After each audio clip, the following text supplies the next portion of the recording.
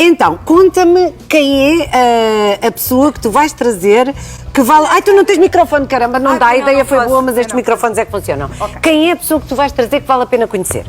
Então, como eu te dizia, eu há um ano atrás ingressei nesta empresa e foi um casal, o Paulo e a Liliana Alves, um casal que eu já conhecia assim muito pela rama, que me convenceu a entrar nesta aventura. E a verdade é que uma das razões porque eu o fiz é porque, conhecendo a história do casal, senti uma grande sintonia e sei lá, como é que tu devo explicar? Uma confiança enorme no trabalho deles e na sua história. E a Liliana Alves, hoje em dia, acaba por ser uma pessoa... Dizem que as pessoas só fazem amigos na infância ou na adolescência, aqueles amigos verdadeiros. Não é verdade. Eles entraram na minha vida há coisa de 1 ano e meio e hoje em dia ainda não são os padrinhos oficiais do meu Ducas, porque nós ainda não o batizamos, mas sem dúvida que são pessoas muito próximas. E a história dela é super inspiradora, porque ela neste momento é a mulher que ganha mais e que tem mais sucesso na área do network marketing em Portugal. Qualquer pessoa tem a mesma ferramenta nas mãos, pode ser empregada doméstica, ou pode ser gestor, pode ser economista, pode ser doutor, começam todos na mesma plataforma e se tu trabalhas bem, podes chegar muito longe. E eles chegaram muito longe. E chegaram longe depois de uma história em que a Liliana, que depois te vai contar, esteve à beira de morrer, chegou a ter 3% de probabilidade de vida, depois de um aborto retido que lhe aconteceu. Então não me contes mais. E pronto, e só para te dizer que é assim, é uma mulher com uma garra tremenda. Sim. E o que eu preciso na minha vida, o que eu acho que é preciso cada vez mais é histórias que acabam em bem e que não acabam em mal. Claro. Ou seja, tudo ali aconteceu, tudo perspectivava que as coisas não corressem bem e hoje em dia ela inspira milhares, faz palestras pelo mundo inteiro e tem um sonho, que é impactar a vida de 1000 famílias, ajudá-los a ser financeiramente independentes. Eu sou uma dessas famílias. Então vamos conhecê-la. É a Liliana Alves, ela vai entrar ali por aquela porta. Olá, Liliana, boa tarde. Bem-vinda. Amigos de meus amigos são. Muito bem-vinda à nossa tarde, obrigada. Podes sentar-te ao lado da Ritinha. Bom, para sabermos, para já, a Liliana é uma mulher muito bonita, tal como a Rita também, mas não há nada como ouvir uma boa história, principalmente porque é verdadeira, mas contada na primeira pessoa.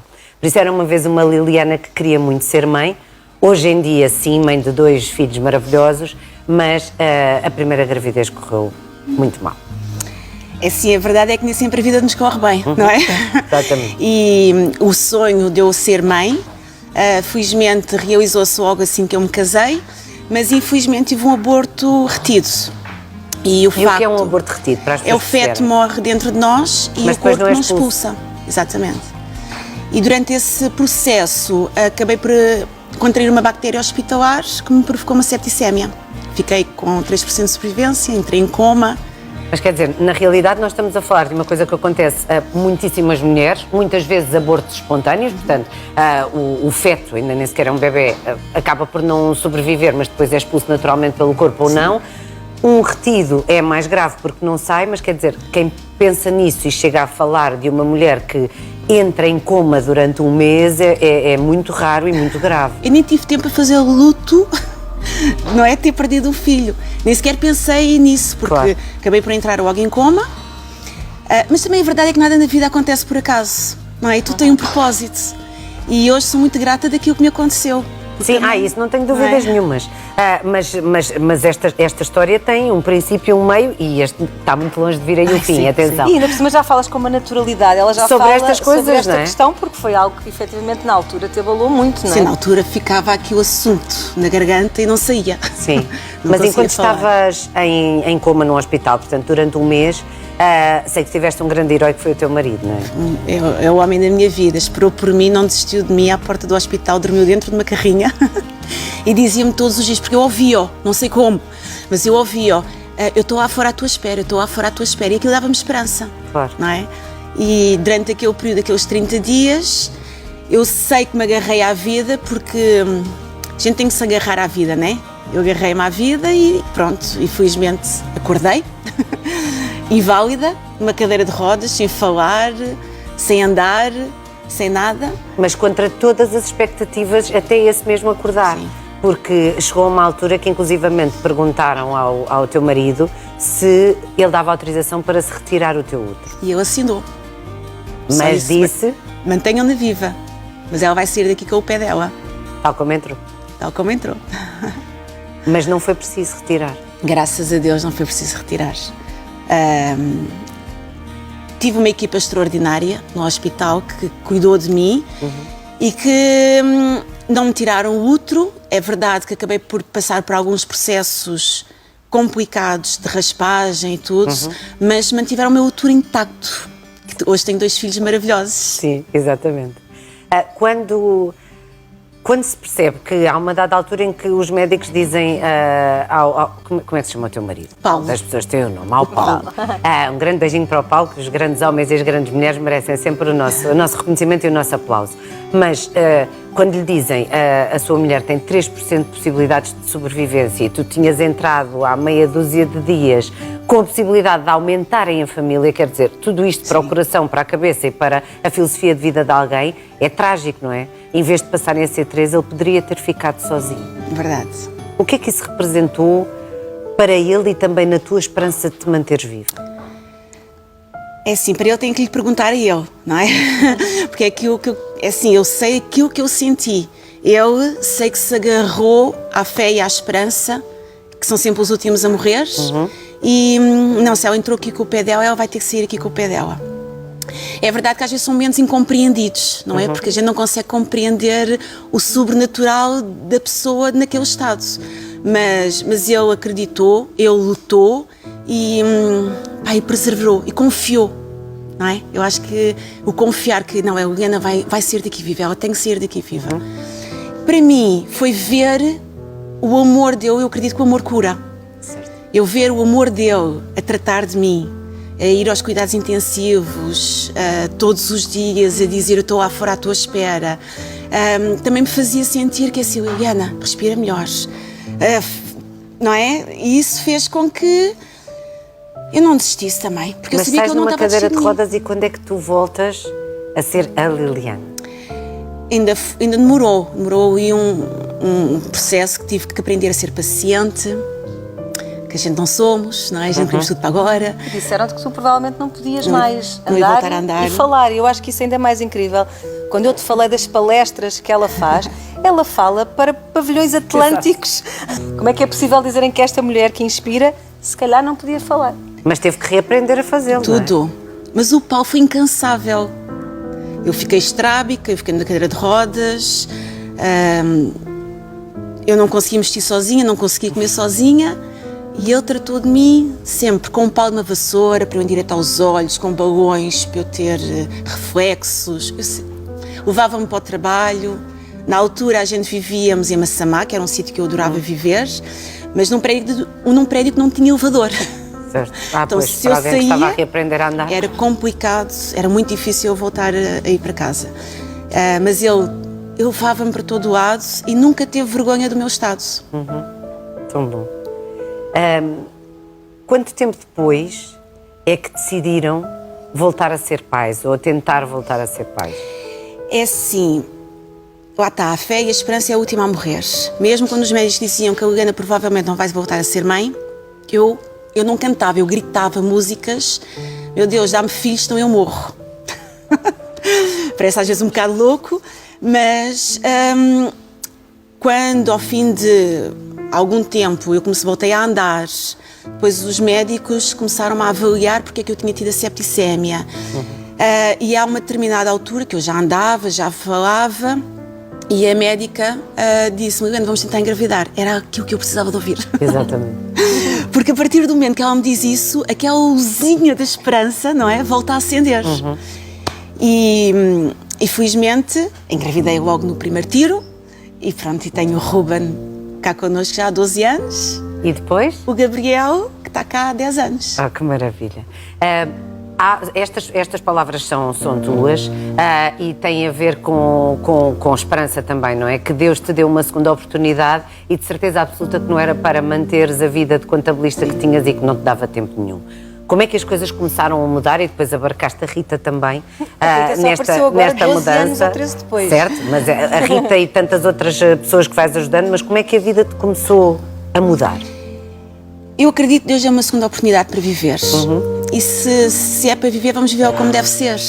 Só que a dificuldade é encontrar uma forma, um veículo de vivermos como deve ser.